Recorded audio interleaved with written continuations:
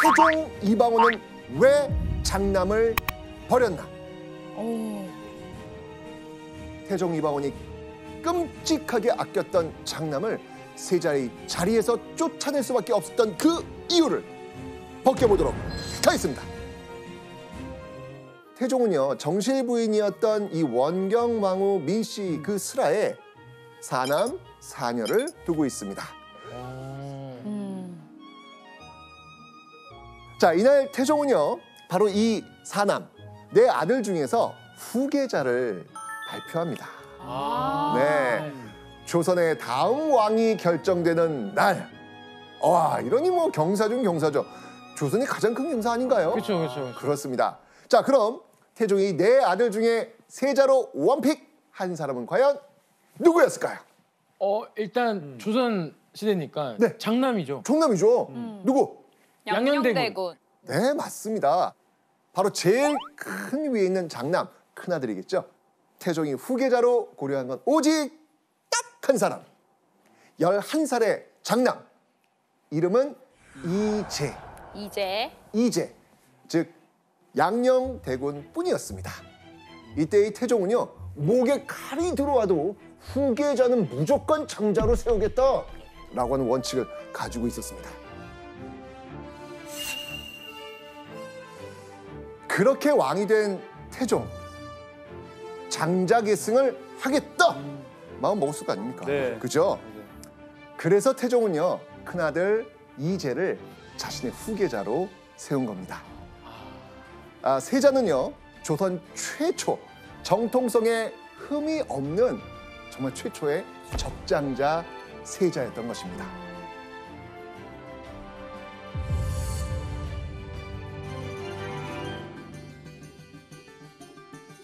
태종이 세자로 세운 소중하고 귀한 큰아들 양녕대군 이제. 자, 그런데요, 이 태종은 과거에 큰아들이 태어나자마자 아들과 생이별을 해야 했습니다. 자, 이 큰아들을 어디론가 보내야 했거든요. 자, 기록이 있거든요. 그 기록 한번 보도록 하겠습니다. 갑술년에 양녕을 낳았는데 그도 죽을까 두려워서 본방댁에 두게 했다. 어이? 그도 죽을까 그러니까. 두려워서. 뭐지? 또 누가 죽었나? 먼저 죽은 아들이 있나? 그러니까요. 첫 아들인데. 자, 그러니까 태종이 왕자였던 시절인 1394년에 큰아들 양녕대군을 얻습니다. 그런데 지금 보시면 알겠지만 그 아이들이 죽을까 봐 일부러 본방댁이 뭐냐면 처가예요, 처가. 네. 처가로 보내서 키웠다는 이야기입니다. 대체 왜 죽을까 봐 두려워서 처가에 보냈을까? 사실 태종은요, 큰아들이 태어나기 전에 이미 3명의 아들이 있었어요. 그럼 네 번째인 거. 네.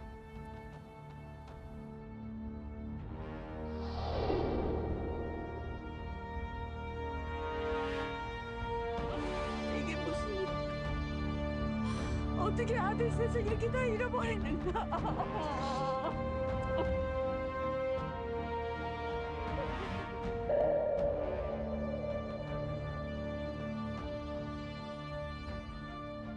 아이고. 어휴, 어떻게 하다가. 그러니까 줄줄이 아들을 잃은 그 태종의 심경은 어떻겠어요?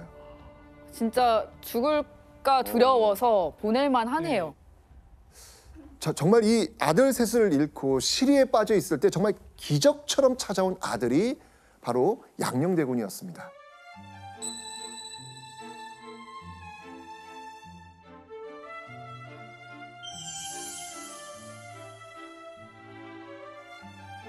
자, 그렇게 노심초사 사랑으로 키운 큰아들을 무사히 세자로 세운 태종.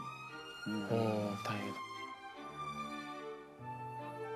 태종은 세자에게 정말 큰 기대를 걸었고요. 물심양면 지원을 아끼지 않습니다. 특히 이 태종은요, 큰아들을 아주 똑똑하고 유능한 후계자로 키우고 싶어 했습니다. 그래서 태종은요, 세자인 큰아들에게 이걸 붙여줍니다. 뭘 붙여줬을까요? 유능하고 똑똑한 한 우리 세자로 컸으면 좋겠어. 아, 선생님. 맞습니다. 바로 제왕 공부를 가르칠 초특급 전담 선생님. 이 선생님들 프로필이 어마어마합니다. 엄청 놀라운데요. 바로 영의정, 좌의정, 우의정, 조선 최고의 대신인 삼정승을 선생님으로 딱 붙입니다. 자, 그렇게 양녕대군은요, 이전 조선의 어떤 왕도 받지 못했던 최초의 엘리트 코스 후계자 교육을 받게 됩니다. 아우.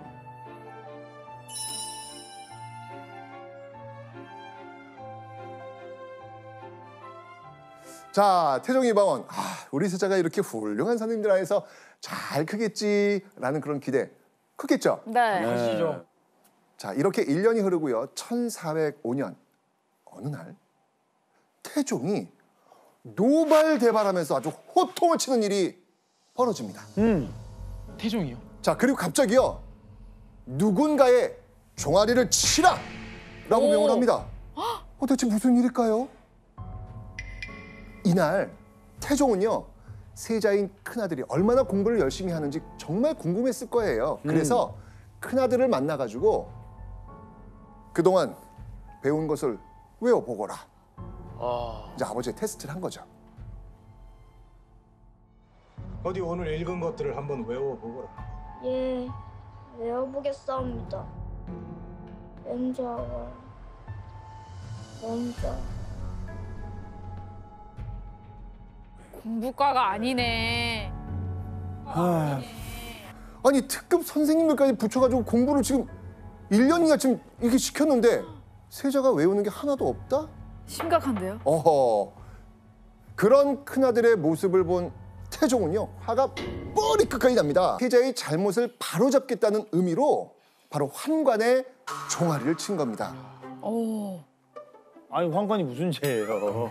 얼마나 진짜 아니 옆에서 같이 최선을 다했을 건데. 그렇죠. 맞습니다. 야. 이게 맞습니다. 지금 세자를 체벌하지 않고 아니 왜 환관을 매질했을까? 자, 세자를 직접 체벌하면 왕의 후계자로서의 그 위상에 해가 될 수 있잖아요. 그러니 세자궁에서 세자를 보필했던 그 환관들을 체벌한 겁니다. 책임이 있다고 판단을 했군요. 아들 이렇게 또 권위 떨어지면 안 되니까. 안 되니까. 그렇죠. 한 걸음 나아가 태종은요. 이후 또 세자가 답 못하면 그땐 환관이 아니라 선생님들을 벌주겠다. 라는 이야기까지 합니다. 근데 환관을 때리면 그 아들이 미안해해요? 당연히 너무 당연한 거죠. 지금 그것 때문에 한 거예요, 지금요. 아니 너무 그렇다. 서로 곤란하고. 네. 아버지 태종이 이렇게까지 했습니다. 세자는 그럼 어떻게 해야 되겠습니까? 아 이제는 정신 차리죠. 열심히 해야죠. 그럼요. 나 당연하죠. 때문에 지금 혼나고 있는데. 다른 사람들 맞아. 막 회초리 맞고 있는데. 그죠, 그죠? 자, 그렇게 한바탕 소란이 있고 한 달쯤 흐른 후 세자궁에서 아주 보기 드문 일이 일어납니다. 자, 그 상황을 한번 보겠습니다. 이것이 어찌 소인의 죄입니까? 이건요, 누군가 세자를 향해서 한 말이었어요. 세자를 향해서. 그러니까. 그래, 그러니까 맞은 사람이 한 건가 봐. 환관. 맞습니다. 바로 세자궁의 환관. 한 환관이 이번에 회초리가 아니라 곤장을 맞다가 세자한테 이렇게 하소연을 한 거예요. 생각해보니까 너무 억울한 거예요. 그럼요. 억울하지. 왜? 그래서 환관이 못 참고 세자에게 세자께서 공부 안 하신 게 왜 죄입니까? 라고 이렇게 대놓고 하소연을 한 거죠. 아니 근데 교수님, 태종이 엄청난 세자교육을 시키고 있는데 이렇게까지 신경을 쓴 이유 분명히 있지 않습니까?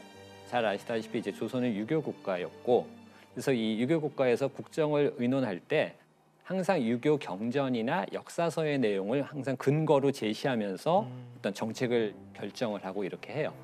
결국은 왕도 그런 학문적인 기반이 없으면은 듣고 결정하고 판단하는데 어려움이 있고 한계가 있을 수밖에 없는 거죠. 그러니까 태종은 내 아들이 그런 왕이 돼서는 안 되겠다라는 그런 생각에서 이제 세자의 어떤 교육 이런 것들에 굉장히 신경을 많이 썼다고 할 수가 있죠. 맞습니다. 태종은 나라를 다스리는 필수 요건은 학문이라고 봤던 것이죠. 자, 그런데 양녕대군을 향한 태종의 호통 소리가 다시 한번 들립니다. 호통? 자, 이번엔 또 무슨 일이었을까요? 내가 비록 나이는 적으나 그래도 원자이다. 언호와 거동이 어찌 이리 절도가 없느냐. 이거 뭐 느낌 오시죠? 네네. 네. 그때 상황을 보면 이 아버지가 지금 아들에 대해서 지금 굉장히 지금 상황이 안 좋아. 지금 기분이 안 좋아요. 안 좋은 상황에서 양녕대군과 밥을 같이 먹는 그런 자리에 이 12살 양녕대군이 산만해도 너무 산만한 거예요. 12살이. 그죠. 네. 5학년. 그러니까 보다 못한 태종이 너는 어리지만 세자의 위치에 있는데 어째서 말고 행동이 엉망이냐. 이렇게 혼을 낸 거예요. 세자였던 양녕대군은 장난기도 많고 좀 어린아이 특성상 좀 산만하기도 했던 것 같아요. 바로 태종은 그런 큰아들이 못마땅했던 겁니다. 그래서 이날 날 딱 잡아가지고 아주 한마디 제대로 했던 것이죠. 다 안 좋게 다 보이지 마음에 뭐. 안 들어. 네, 다 마음에 안 드는 네. 그런 상황이에요.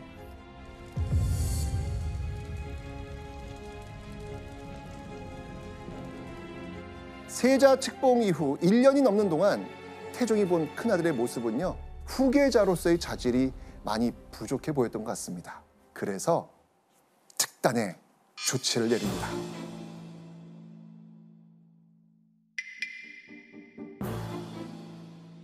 세자가 식사하거나 움직이거나 가만히 있을 때에도 좌우를 떠나지 말고 장난을 일체 금하여 오로지 학문에만 힘쓰도록 하라. 한마디로 24시간 세자를 감시하라고 했던 것이죠. 숨 막혀. 숨 막혀. 아. 이 세자의 마음 이거 어땠을 것 같아요? 너무 놀고 싶죠. 그러니까 너무 답답하고 네. 지금. 말씀하신 대로 감옥에 있는 느낌일 수도 있어요. 그러니까 태종은 이렇게 생각한 것 같아요. 그러니까 세자가 학문을 더 익히면 태종 자신이 원하는 세자의 모습, 그 모습을 볼 수 있을 것이다 와. 라고 판단한 것이죠.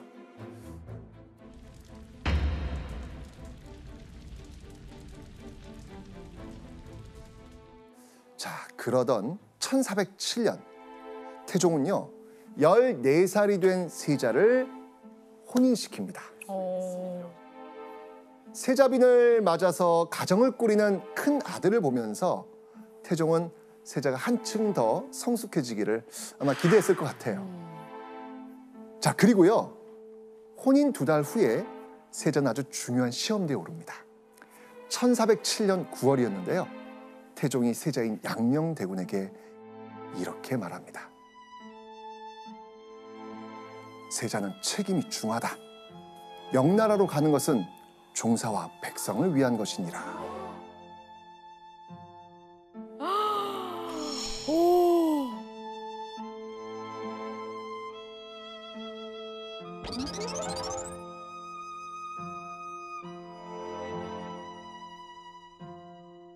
조선은요 매년 명나라 황제에게 신년 인사를 하기 위해 사신단을 보냈습니다.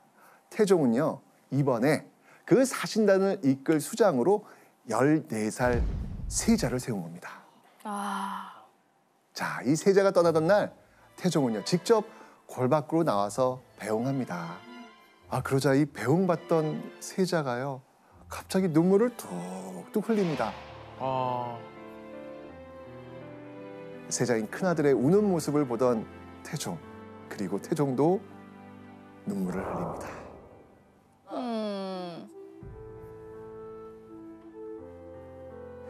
태종은요 울면서 기대와 불안감을 안고 큰아들이 떠나는 길을 지켜봤습니다. 세자가 조선을 대표해서 조선의 사신단을 이끌고 이제 명나라로 가잖아요. 네. 그렇게 함으로써 이제 명나라 황제로부터 세자가 조선의 다음 왕위를 이을 후계자다 이런 것들을 확실하게 인정을 받는 그러한 것이고, 명나라에서 인정을 받는다라고 하는 것은 결국 조선 내부에서도 그 위상이 확고해질 수 있는 그러한 어떤 효과가 있다라고 말씀을 드릴 수 있겠습니다. 맞습니다. 자, 그렇게 조선을 떠난 세자인 양녕대군과 사신단 몇 개월 후 당시 명나라 수도였던 남경에 도착합니다. 남경에 도착한 세자는요, 황제를 만나 인사를 올리고요. 오호, 황제의 질문에도 막힘없이 대답합니다. 아, 자, 이러면서 사행 임무를요, 원만하게 잘 수행했습니다. 역시. 그런데 며칠 후에 황제가 주관하는 의식에 참석했을 때 예상치 못한 위기가 생깁니다. 위기? 그날은요, 황제가 관리들을 거느리고 하늘과 땅의 신에게 제사를 지내는 날이었습니다. 자, 그 제사에 참석한 명나라 관리들과 양녕대군 조선 사신들은요, 1품부터 9품까지 지위에 맞게 서야 했습니다. 그러니까 원래 양녕대군이 서야 할 곳은요, 명나라 2품 관리가 서는 그곳이었습니다. 그런데 양녕대군이 섰던 자리가 어디였을까? 더 밑이에요? 맞습니다. 바로 9품석이었습니다. 9품? 9품. 한참 밑인데. 명나라 관리는 조선의 세자인 양녕대군을 9품이 서는 끝자리인 가장 말단석에 세운 겁니다. 와. 왜냐하면 중요한 의식에 참가할 때 입어야 할 관복을 안 입었다는 게 이유였습니다. 아니, 그래도 그렇지 조선의 세자를 9품이 서는 자리에 세운다? 이거는 조선의 위상도 흔들리게 되는 난감한 상황이 벌어진 거예요. 외교인데. 명나라 황제에게 자리 바꿔달라고 이야기합니다. 와, 진짜? 네, 그러니까 예. 의견을 전한 겁니다. 이렇게 말이죠. 제가 설 자리는 이 자리가 아니니 성찰해 주시길 바랍니다. 자초지종을 확인한 황제는요, 양녕대군의 이 당당한 요구를 받아들입니다. 오, 다행이다. 자, 그리고요, 여기서 그치지 않고요, 황제는요, 양녕대군에게 제대로 된 조복을 만들어 주라. 아, 만들어 준 거죠. 네. 단 15살의 조선 세자가 정말 똑 부러지는 외교적 대처로 조선의 위상을 지켜낸 겁니다. 교수님, 그럼 이제 태종은 세자가 엄청 자랑스러웠을 것 같거든요. 예, 맞습니다. 네. 그 태종실록의 기록에 보면은 내가 예전에 그 명나라 사신을 갔을 때보다 사신단의 규모가 2배 이상 많았다라는 거예요. 그렇게 많은 인원들을 데리고 갔는데 단 하나의 사고도 없이 잘 이끌고 돌아왔다. 와. 라고 하면서 매우 흡족해해요. 세자가 국왕으로서의 어떤 자질과 능력을 가지고 있다라는 것을 아주 과시하는 그런 좋은 기회가 되었다고 할 수 있겠습니다. 맞습니다. 명에서 돌아온 세자 양녕대군은요, 이후에 명나라 사신을 접대하거나 태종 대신 국가의 제사를 주관하는 등 점점 이 후계자로서의 입지를 넓혀 나갑니다.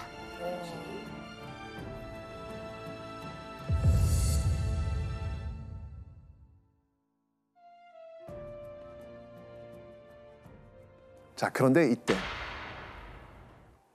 16살이 된 세자가 공부 대신 무언가에 푹 빠지게 됩니다. 뭐에 빠졌을까요? 바로 활쏘기. 오. 진짜? 그런데요, 세자에게 활쏘기를 가르치라고 한 사람이 누구였을까요? 아버지? 맞아요. 본인이었어요, 본인. 아이쿠, 세자에게 이 활쏘기를 가르친 걸 후회할 수밖에 없는 거죠, 지금. 그렇죠. 네.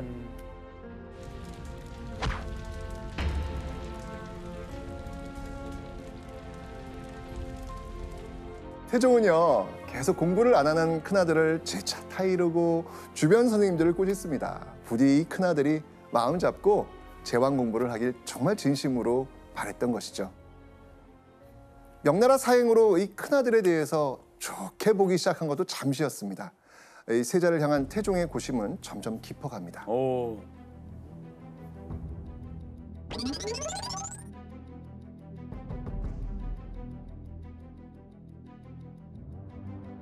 자, 그러던 1410년 양녕대군에 대한 충격적인 소식이 들려옵니다. 태종이 경악할 만한 내용이었는데요. 자, 바로 이것입니다. 잠깐만, 설마 진짜?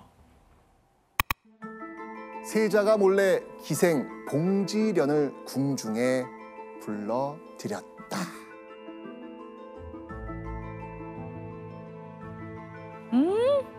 기생?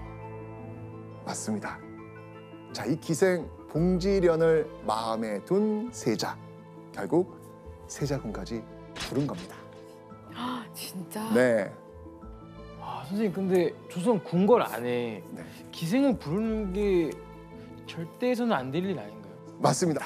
세자는요, 도덕적으로 모든 신하와 백성들의 모범이 돼야 되는 그런 사람이었습니다. 그렇기 때문에 그거는요, 세자 본인은 물론이고요, 왕실의 도덕적 권위를 실추시키는 일이었습니다. 어휴. 그런데 자, 아버지가 이 사실을 알았네? 이 사실을 알게 된 태종은 어떻게 했을까요? 와. 이번엔 진짜 회초리로 네. 혼냈을 것 같아요. 이번에는. 진짜 많이 혼냈을 것 같아요. 많이 했을 것 같아요? 네. 네. 자, 이 화가 머리끝까지 나가지고요, 기생 봉지련을 감옥에 가둬버립니다. 우와, 진짜 세게 나온다. 그런데 이때 양녕대군이 태종의 화를 부르는 행동을 합니다. 태종에게 반항한 거죠. 태종의 조치에 화가 난 양녕대군은요, 밥을 안 먹습니다. 단식 투쟁한 겁니다.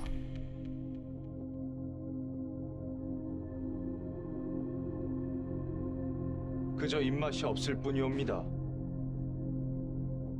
네가 지금 날 겁박하는 것이냐? 이 세자의 단식 소식에 아버지 태종은 어떻게 반응했을까요? 자, 이때 태종은요, 상상할 수도 없는 그런 조치를 내리죠.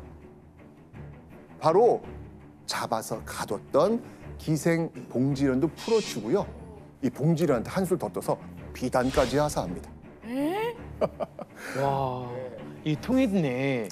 그러니까 그만큼 이 태종이 정말 양녕 너무너무 끔찍하게 사랑하는 거예요. 오, 너무 오냐오냐 하면 안 되는데. 네. 그러니까 너무 그렇게 버릇이 아, 아들 화 풀어, 아들 화 풀어 이거 아니에요. 잘못냈으면 그러니까요. 혼도 안 내고. 그렇죠. 자, 그런데요, 이런 태종의 너그러운 용서에도 불구하고요, 세자는 멈추지 않습니다. 아이고야. 오히려 기상천외한 방법까지 곁들여가면서 유흥을 계속 즐깁니다. 1413년 세자가 20살이 되던 해, 태종은 황당한 말까지 듣게 됩니다. 어떤 말이냐고요? 바로 세자궁 북쪽 담 밑에 작은 지름길이 있으니 몰래 숨어서 드나든 자가 있을 것입니다.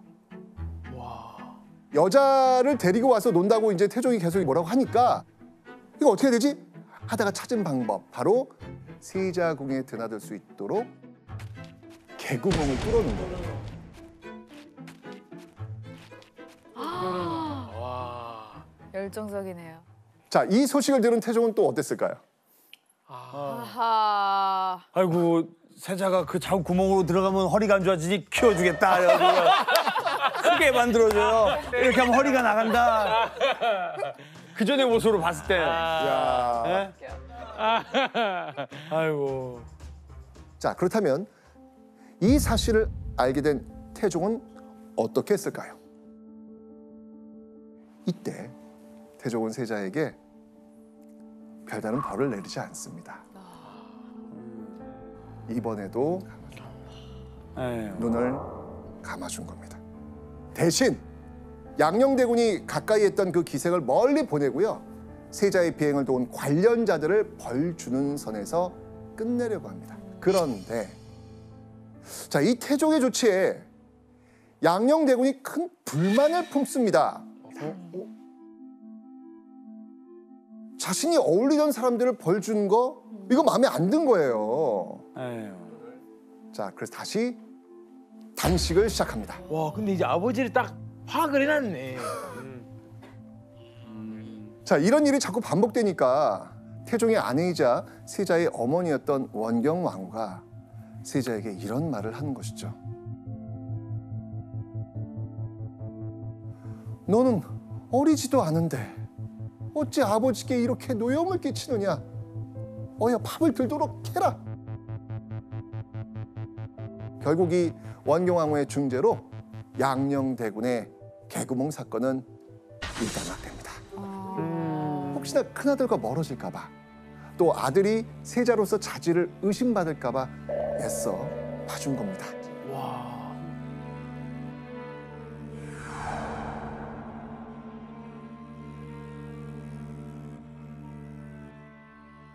그런데요, 1413년 8월 태종이 참고 참았던 분노를 터뜨리는 일이 벌어집니다.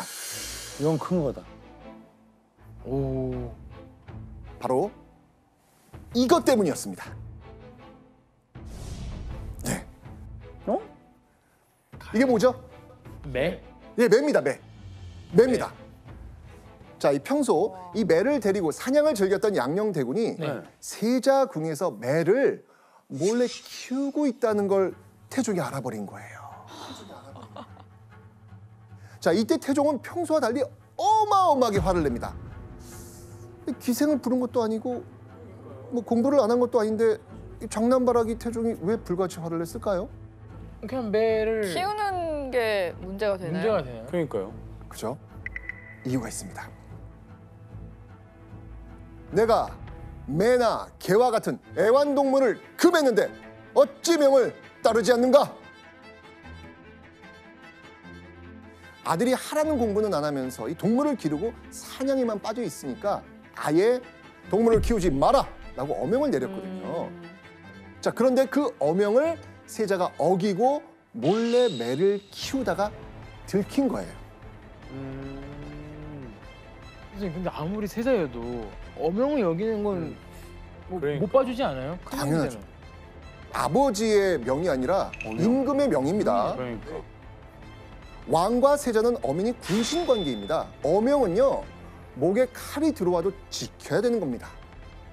심지어는요, 며칠 후에 태종은 이런 말까지 합니다. 세자의 마음은 반드시 그 자리를 좋게 믿고 있는 때문일 것이다. 만약 과연 뉘우치지 않는다면 종실에 어찌 적당한 사람이 없겠는가? 와. 와, 드디어. 드디어 좀 정신 바짝 드는 말인데. 네. 그죠? 예. 그죠? 와. 태종은요, 너 계속 이러면 세자 자리에서 쫓아낼 거야 라고 지금 초강수를 둔 겁니다. 예. 네가 아무리 부족해도 너밖에는 없을 것이라고 생각하냐? 한마디만 하겠다. 내가 다른 선택을 할 수도 있다. 아바마마!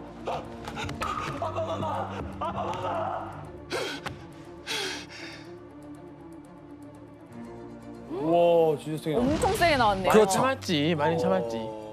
자, 그리고요, 다 필요 없다면서 세자의 제왕 공부 시간을 없애버립니다. 그리고 세자를 절대 보지 않겠다고 선언합니다.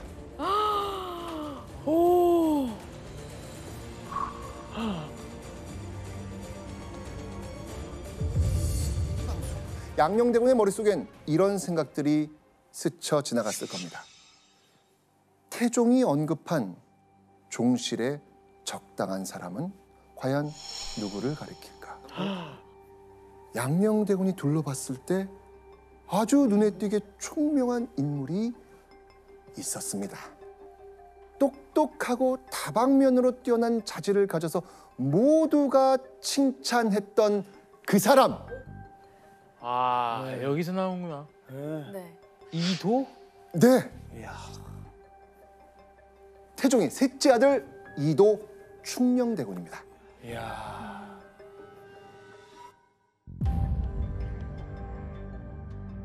양녕대군보다 3살 아래였던 충녕대군을 향한 칭송은요, 이미 이때부터 권례에 자자했습니다.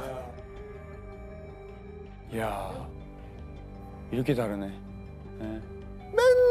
공부하라고 잔소리 듣고 태종에게 혼났던 양녕대군. 자, 그런데 공부는 정말 잘하고 모든 분야에 뛰어났던 충녕대군. 이미 세자의 자리는 정해져 있었지만 태종의 말을 들은 이후 양녕대군은 동생이라고 해도 이거 신경 쓸 수밖에 없잖아요. 경진자가 된 거예요. 네. 이제 그런 것들이 보이기 보이죠. 시작하지 않았을까. 자, 이 화가 난 태종을 본 양녕대군 어떻게 했을까? 되게 얌전해졌을 것 같은데. 맞습니다. 이번에는요 180도 달라집니다. 바짝 긴장하고 책을 펼칩니다. 드디어 아버지가 원했던 첫 그림이 완성됩니다. 너무 오래 걸렸네요. 왜냐면 태종의 말에 세자 자리가 보장된 거 아니구나 하는 그 어느 정도의 그 불안감 또는 위기감을 느꼈던 것 같습니다. 자, 이제까지의 게으름은 온데간데 없고요. 세자는 매일 학문에 정진합니다. 그 결과 양녕대군은요 제왕 공부의 필수 서적인 대학연의를 더 읽기까지 합니다. 이거 굉장히 어려운 책이거든요. 세자의 그런 모습을 지켜보니 선생님들이 아이 옛날부터 이렇게 했으면 이 책을 어찌 6년이나 걸려서 끝마쳤겠습니까? 6년에 걸쳐 끝낸 세자를 보면서 안타까운 탄식을 했던 것입니다. 세자를 다시는 안 보겠다라고 선언했던 태종은요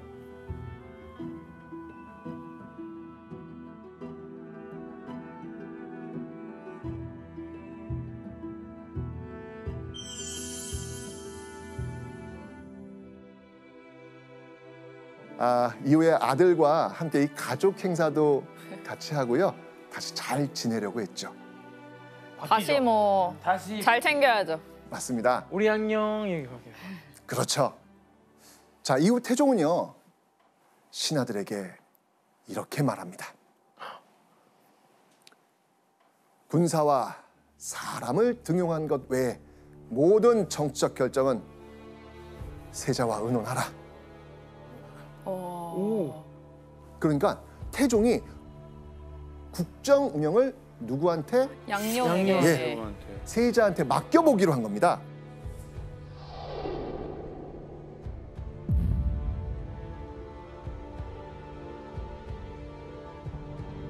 자, 이 태종은요 양녕대군이 차기 왕으로서 실물 볼 수 있는지 자질을 검증할 아주 중요한 시험대에 올린 겁니다.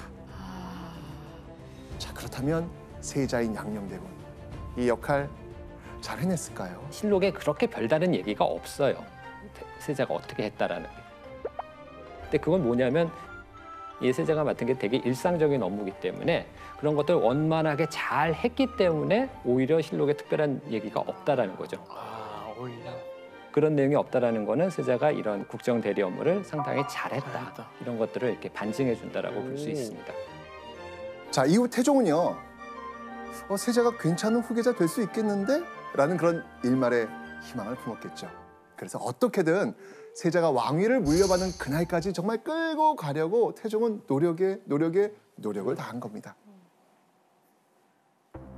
자, 그런데요 태종의 희망이 산산조각나는 사건이 또 터집니다. 지금까지와는 차원이 전혀 다른 문제가 터집니다. 조선의 세자가 절대 해서는 안 될 일을 양령이 저지른 겁니다. 조선을 뒤흔든 초유의 세자 스캔들.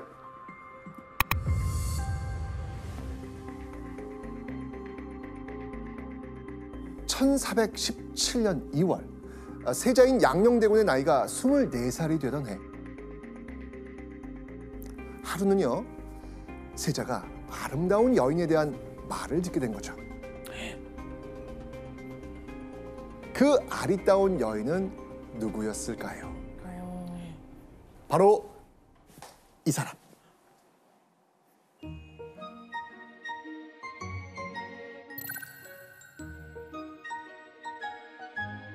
어리의 자색과 재해가 모두 뛰어났다고 칭찬하였다.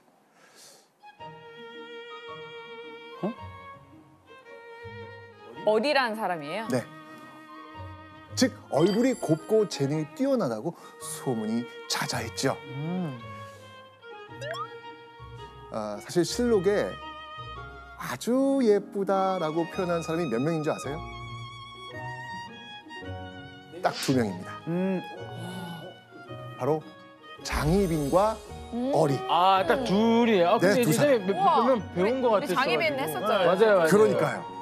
2명이구나. 어리. 자, 그런 어리의 소문이 하하, 또 이 세자 귀에 들어간 거죠.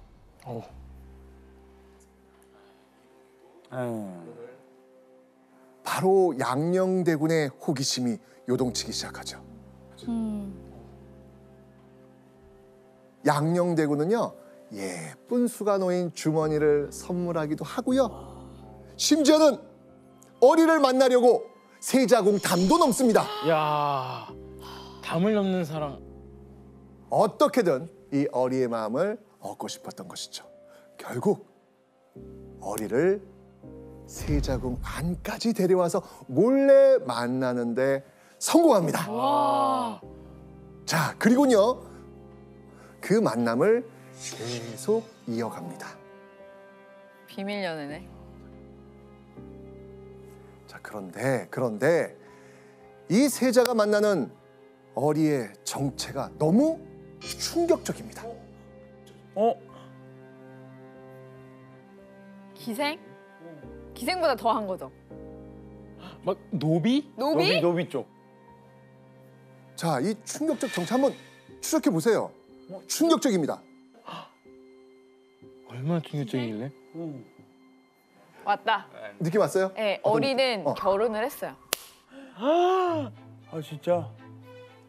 맞습니다. 그녀는요, 이미 한 남자의 아내였던 겁니다.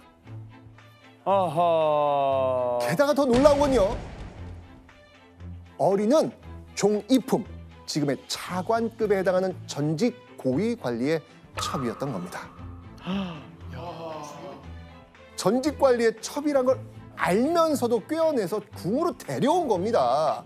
이건요, 이전에 기생을 만났던 건 차원이 다른 겁니다, 지금.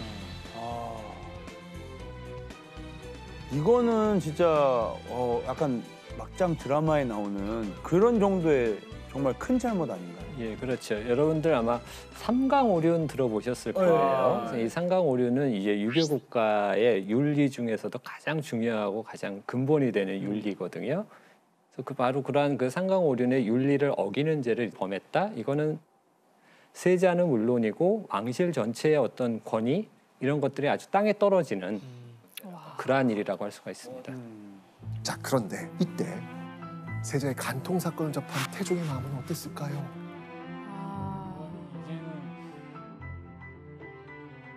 어리라는 여인은 지금 어디 있어? 세자궁에 숨어 있는 것을 발견하고 사원부로 압송하였습니다.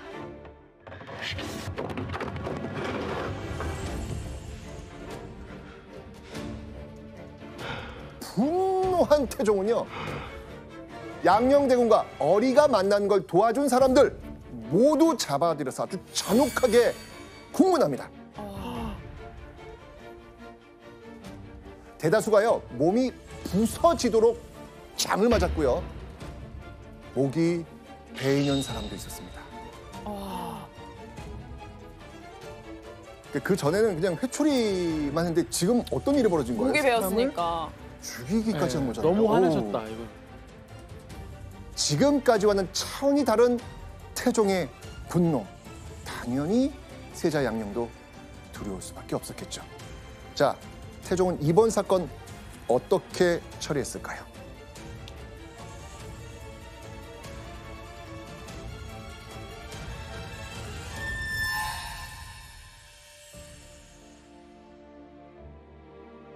이번에는요, 태종이 세자에게 이걸 하라고 뜻을 전합니다.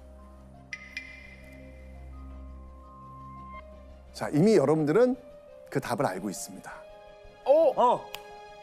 아까 처음에 네. 반성문 읽었잖아요. 종묘에서. 맞습니다.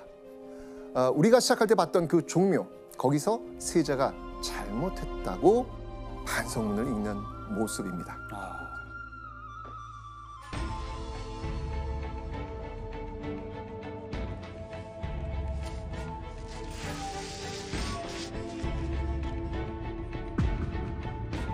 겸손함을 잃고 법도와 예의를 무너뜨려 국사를 혼란코자 한 죄 그옵니다. 이 나라 조선을 위해 헌신하는 것으로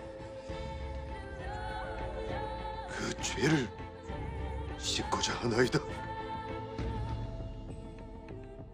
아, 이게 이래서 이랬구나.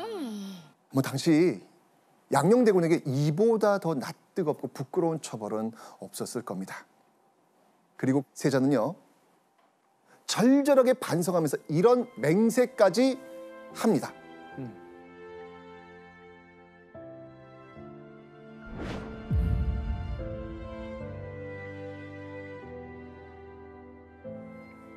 매 사냥과 여자, 술과 음악, 4가지 허물을 영원히 끊어버리겠습니다. 영원히. 와, 안 살겠다는 건데. 삶을 포기하겠다. 네, 삶을 포기하겠다. 지금까지 양녕대군의 모습을 본다면. 맞습니다. 근데 그 세자의 입장에서는 이거는 이제 어떻게 보면은 다시 오지 않을 마지막 기회를 잡은 거라고 할 수가 있어요. 마지막 그래서 진심을 다해서 정말 자기의 잘못을 뉘우치고 반성하는 글을 읽었다라고 볼 수가 있겠습니다. 세자가 공개적으로 반성문을 읽도록 하는 정말 극단의 조치까지 쓰면서 세자인 큰아들이 바뀌기를 원했던 거죠. 어떻게든 세자를 옳은 길로 가게 하려는 정말 태종의 정말 노력이었던 겁니다. 맞아요.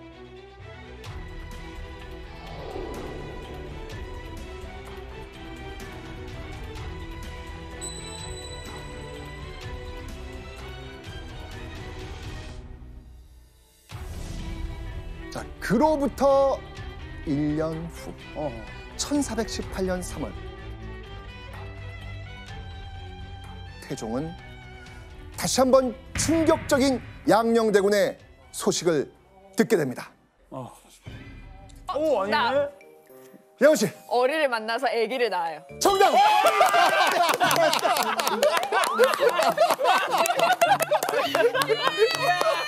아니, 잠깐만요.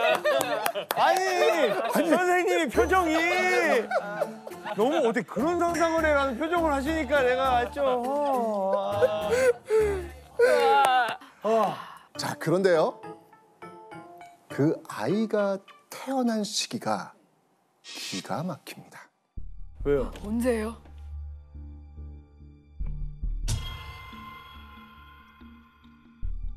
양녕대군이 1417년 2월에 반성문을 읽었거든요. 네. 그런데 1418년 2월에서 3월쯤에 아이가 태어났다? 2월, 3월? 근데 2월, 3월 반성문 읽었잖아요. 그러면 보통 5월이나 6월에 임신이 된 거예요. 그렇죠. 그래야 2월, 3월에 나와요. 맞습니다. 지금 세자가 종묘에서 반성문을 읽은 직후에 바로 어리를 만나야 지금 이렇게 시차가 지금 맞아 떨어지는 거예요. 알고 보니까 양녕대군이 아버지 태종을 속이고 남몰래 어리를 계속 만나고 있었던 거예요. 야, 이거는 그 눈물의 그런 반성문 뭐예요, 그러면? 자, 이 태종과 세자 정말 최악으로 치닫는 부자 사이였습니다.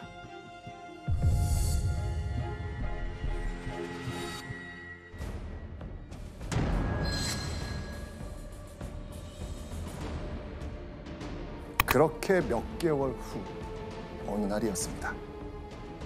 태종이 세자를 향해서 아주 충격적인 말을 합니다.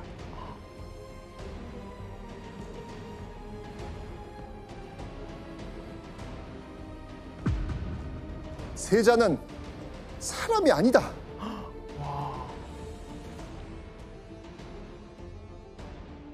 자, 그렇게 믿었던 양녕대군이 또 다시 일을 벌인 겁니다. 이번엔 또 무슨 일이었을까요? 자, 한번 확인해 보도록 하죠. 아이고야.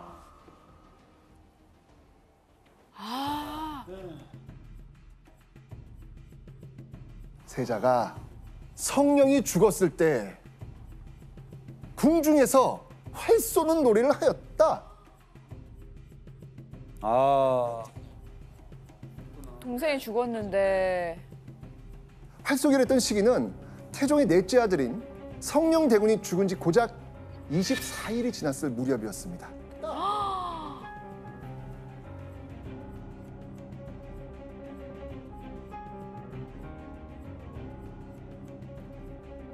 그렇게 큰 상실감에 정말 힘들어하고 있는데 자신이 그렇게 온 마음으로 감쌌던 큰 아들이 일국의 세자가 동생의 죽음을 애도할 기간에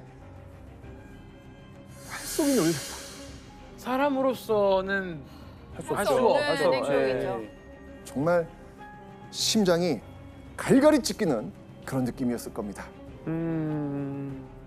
사실 세자도 좀 꺼림직하긴 했어요. 꺼림직해서 이제 자기 스승이 되는 관원에게 나 활 쏘고 싶은데 나가서 좀 쏴도 될까요? 물어봤는데 안 된다고 했어야 되는데 3, 7일이 지났으니까 쏘셔도 됩니다. 아이고. 이렇게 얘기를 한 거예요. 그래서 이제 세자는 또 그 말을 듣고 나가서 쐈는데 이게 결국은 이제 큰 사단이 된 거죠. 이게 세자에 대한 이 태종의 분노와 실망감은 걷잡을 수 없이 커집니다. 태종의 인내심이 드디어 한계를 넘은 거죠. 결국 태종은요, 세자를 벌주기 위해서 세자 곁에서 어리를 떼어내고요, 쫓아내버립니다. 그리고 세자가 세자궁에서 마음대로 외출할 수 없도록 명합니다.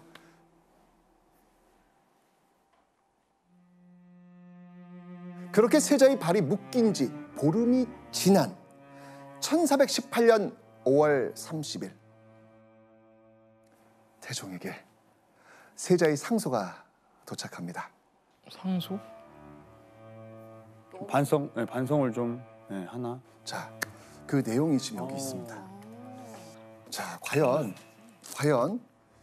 양녕이 보름 이후 어떤 상소를 올렸을까요?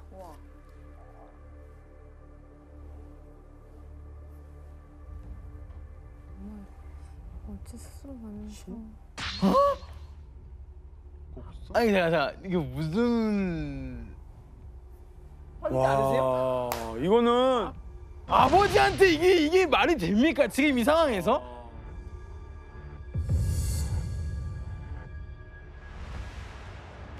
자, 양녕대군이 직접 써서 보낸 상소, 거기에 적힌 내용을 풀어보면요, 아버지는 지금까지 여인들을 다 궁중에 들였으면서 저는 왜 안 됩니까? 나의 첩들을 아버지가 궁중에 들이지 못하게 해서 지금 나라에 원망이 가득합니다. 그러니 이건 내가 아닌 아버지가 반성하셔야죠.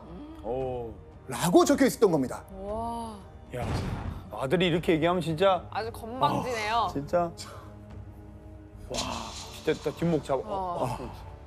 아들이 사실 아버지에게 할 말도 아니지만 태종은 엄연히 조선의 왕입니다. 불경스럽고 모욕적인 상소를 왕에게 보내는 건 세자라도 용납될 수 없겠죠.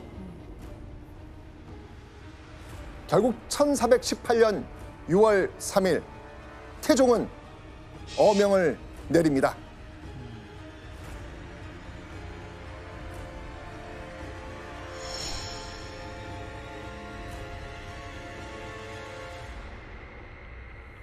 세자를 패하여 경기도 광주로 추방하라. 와, 드디어. 야, 드디어. 결국 태종은 자신의 손으로 세웠던 조선 왕조 최초의 적장자 세자를 자신의 손으로 패했던 겁니다.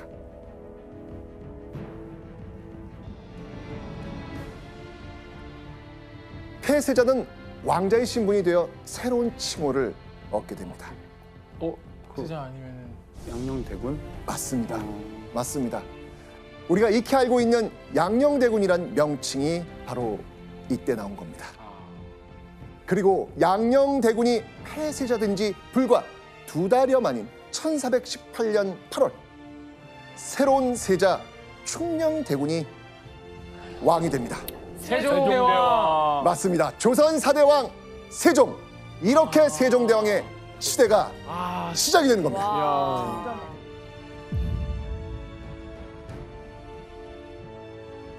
먼저 세자 책봉과 동시에 세자의 교육을 담당하는 관청인 세자시강원을 꾸립니다. 우리 계속 세자시강원 얘기 많이 했습니다. 그죠? 자, 그 후 3살부터 본격적인 조기 교육을 시작한 겁니다. 정규 수업인 서연을 열어서 효의 도리를 가르치는 효경과 유교 학문의 입문서라고 할 수 있는 소학을 가르칩니다. 근데 사실 이제 3살짜리에겐 뭐 가르쳐줘도 그 뜻을 이해하기는 좀 어렵잖아요. 그죠? 그래서 이때까지는요, 스승이 읽어주면 3살짜리 사도세자가 따라 읽는 그런 방식을 취했습니다. 자, 영조는요, 간절히 후계자를 기다렸던 그 애타는 마음만큼 누구보다 빠르게 세자 교육에 들어갔던 겁니다. 과연 영조의 조기 교육은 성과가 있었을까요? 3살이 3살은 앉아있기도 힘든 거 아니에요? 지금 저에게 4살이거든요. 네. 그래서 어린이집 다니다가 유치원을 갔는데 한 6개월 다녔거든요. 어떻습니까요? 이제 오늘 뭐 배웠어? 그럼 6개월째 A. 오늘 뭐 배웠어? A. 그 끝이에요. 첫날은 신기했죠. 오, 대박. 대박. 근데 6개월 지나도 A. 그래서 사실은 어렵죠. 3살, 4살은 효과가 있을까? 네. 자, 궁금합니다. 과연 우리의 사도세자 어떤 모습이었을까요? 자, 당시 실제 분위기 어땠을지 한번 영상 한번 보도록 하겠습니다.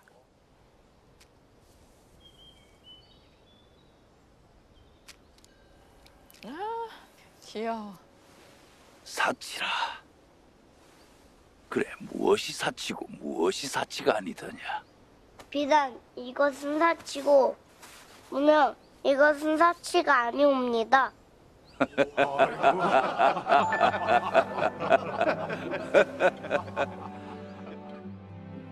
일찍이 명주와 무명배를 보고 사치와 검소를 구분하여 무명옷 입기를 청했으니 매우 기특하다. 귀엽다. 와, 난리 났겠네요. 와. 영조는 물론 신하들은 이 얘기를 듣고 깜짝 놀랐습니다. 아니, 3살짜리 어린아이라고 믿을 수 없는 총명함이라고 여겼겠죠. 저에게 한 6살은 돼 보이는데. 그거 남이 아이 그거 참 칭찬 좀 해주세요 좀. 무명, 뭐 비단, 사치 뭐 이렇게 할 수 있는데 무명이고 사치옵니다. 이거는 하하. 일단 그거 감안해서 듣겠습니다. 예. 이뿐만이 아니었습니다. 어느 날 이 사도세자가 밥을 먹던 도중에 아버지 영조가 사도세자를 부릅니다. 그런데 아버지가 부르자마자 이 사도세자가 입안에 있던 밥을 전부 뱉어냅니다. 소학에 이르기를 부모가 부르실 때 입에 있는 걸 뱉고 말하는 게 효라고 했습니다. 자, 이 어린 세자가 이렇게 영조의 기대에 부응하니까 영조 어떻겠습니까? 영조는 신하들에게 우리 아들, 우리 세자 똑똑하지요? 라고 하면서 자랑하기 일쑤였습니다. 요즘 말로 아들 바보가 된 겁니다. 영조는요, 아들이 너무 예쁜 나머지 왕의 처소를 떠나 사도세자가 머무는 궁에 찾아가 함께 잠들기도 했다고 합니다. 왕이. 기승범 교수님, 모든 조선 왕세자들은 다 이런 조기 교육을 좀 거쳤나요? 그렇지 않죠. 아, 보통 세자의 책봉되는 나이가 대체로 한 7살에서 10살 정도 사이고요. 사도세자 경우는 굉장히 이례적이죠. 그러니까 영조가 늦둥이 아들을 보고 얼마나 그 교육에 아주 그냥 총력을 기울였는지 알 수 있는 좋은 증거라고 할 수 있죠. 그런데 영조는 왜 이렇게 조기 교육에 집착했을까요? 여러 가지 이유가 있겠지만 그 중에 하나가 바로 자신의 컴플렉스 때문이었습니다. 영조는 사실 이 컴플렉스 때문에 재위 내내 곤욕을 치릅니다.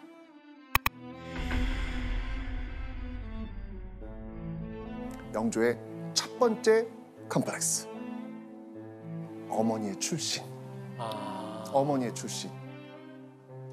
영조의 어머니는요, 여느 다른 왕들의 어머니와 달랐습니다. 영조의 어머니는 흔히 무술이 출신으로 알려진 숙종의 후궁이었습니다.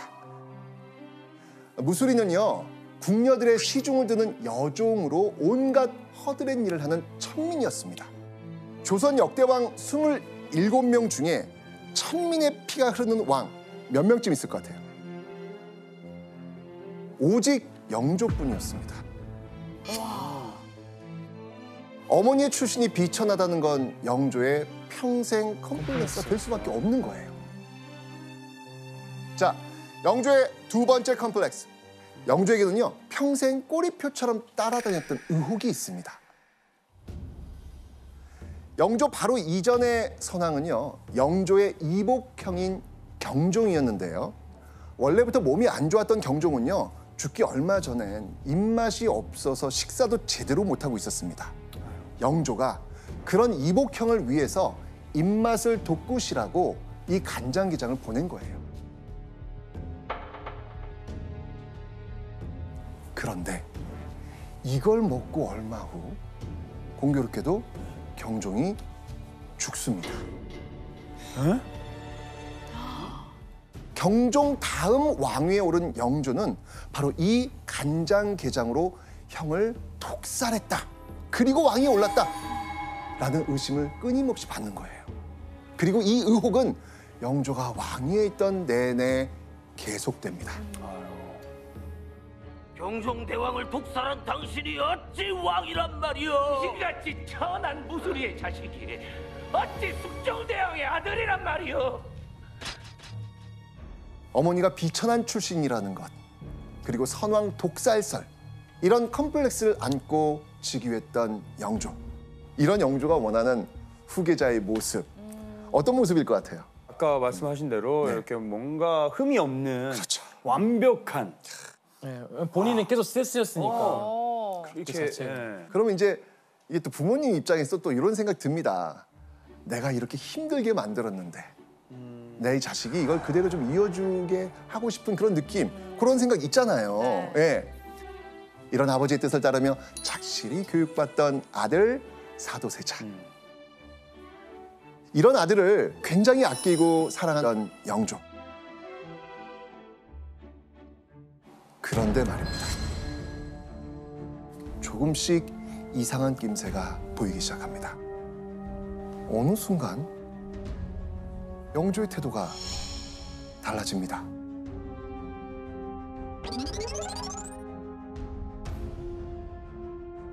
아홉 살이 된 사도세자가 어느 날 스승들에게 어지럼증을 호소합니다.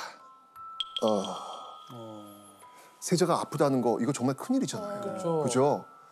놀란 이 세자의 스승들은요, 영조에게 달려가서 전하, 이 공부 대신 휴식할 시간을 주시옵소서 이런 요청을 한 거예요. 나이 들면 저절로 낫는다. 이야. 냉정하다. 그죠? 예전에 아들을 낳기던 영조였다면 당장 의원을 보내서 사도세자를 치료하고 쉬게 했을 겁니다. 그런데 영조는 오히려 벌컥 화를 냅니다. 내가 세자에게 물어보니 책만 보면 어지럽다고 했다. 그러니 치료 따윈 필요 없다. 영조는 세자의 어지럼증이 공부하기 싫어서 둘러댄 꾀병이라고 생각했던 겁니다. 그리고 영조는 1년 뒤 10살의 사도세자에게 또 한 번 물어봅니다. 글을 읽는 것이 좋으냐, 싫으냐?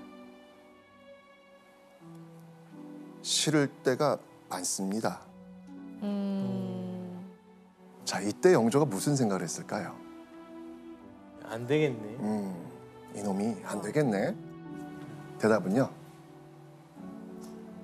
솔직해서 좋다. 솔직해서 좋다. 하지만 그 말이 영조의 진심이었을까요? 이후 영조가 아들을 어떻게 대하는지 기록이 남아 있습니다. 본래 부왕 앞에서는 분명히 아시는 것도 쭈뼛쭈뼛 하시는데 여러 사람이 모인 가운데서 어려운 것을 일부러 물어보시니 더욱 두렵고 겁이 나서 대답을 못하면 남이 보는 데서 꾸중도 하시고 흉도 보셨다. 영조는 사도세자를 불러내서 일부러 대답하지 못할 어려운 글의 뜻을 물어보곤 했다라는 기록입니다. 훗날 사도세자가 이끌어야 하는 그 부하인 신하들 앞에서 일부러 무안과 창피를 주었던 겁니다. 영조의 태도가 왜 갑자기 이렇게 바뀐 건가요? 이게 뭐 한 가지 사건 때문에 갑자기 바뀌었다기보다는 뭐 2년이고 3년 전부터 조금씩 실망한 경험들이 쌓여서 그랬을 가능성이 제일 높습니다. 그러니까 이제 처음에는 기대가 굉장히 컸잖아요. 근데 실망이 한 번, 두 번 쌓이다 보니까 이제 약간의 애증 관계가 생겼다고 할 수가 있죠. 애증 관계가. 그러다 보니까 영조도 자기 자신의 마음을 컨트롤 못하고 괜히 공개석상에서 화를 내고 그런 식으로 계속 악화된 것 같아요. 자, 그런데요. 사도세자가 공부를 멀리하는 것만큼이나 영조의 마음에 들지 않는 부분이 또 하나 있었습니다. 뭐였냐면요. 바로 사도세자의 기질이었습니다. 기질?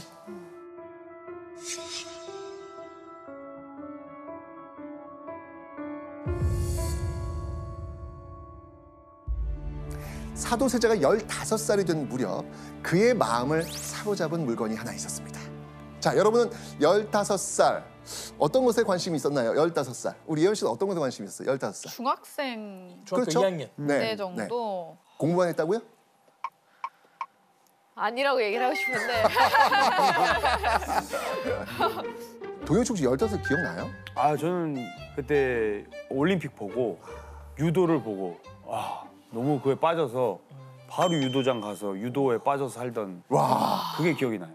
비슷하게 이 사도세자를 사로잡은 물건은요. 바로 청룡 언월도.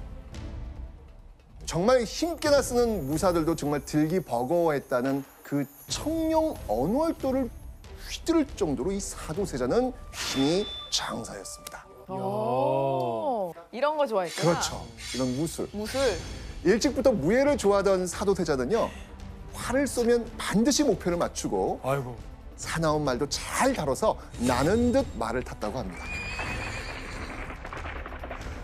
사도세자는요. 이게 너무 좋은 거야. 그래서 나중에 특공 무술 교본, 무예 신보란 책을 저술까지 합니다. 와. 책까지 쓴 거예요. 도현 씨 같은 사람이네요. 그렇죠. 자신 있는 거예요. 저희 아버지도 공부를 엄청 시키셨는데 네. 저는 운동을 좋아해서 몰래 체육관에다 걸려서 혼나고 못 다니고 그랬어요. 맞아요. 지금 딱 그런 케이스입니다. 자, 그런데 사도세자의 이런 무인 기질, 영조에게는 어떻게 보였을까요? 마음에 안 들었겠죠. 공부를 더 해야 되는데. 유교 사회 조선에서는요. 무보다 문을 중시했고요. 영조도 공부를 열심히 해서 신하들을 압도해야 한다고 생각했습니다. 그런데 사도세자는 영조가 원하는 그 공부보다 다른 것들에 관심이 많았던 거예요. 무예뿐만 아니라요, 그림을 그리고 불교와 도교 경전 읽기를 좋아했습니다. 이렇게 되면서 급기야 영조는 아들에게 폭언까지 했습니다. 세자가 뚱뚱해서 더위 견디는 걸 힘들어하고 이 걸음걸이 역시 심하게 더디고 늦으니 이를 보고 있으면 웃음이 날 뿐이다 라고 하면서 이 세자의 외모마저 지적을 했던 겁니다. 아이고. 그걸 또 당하고 있는 아들 마음도 얼마나 또 아팠을까. 그렇죠.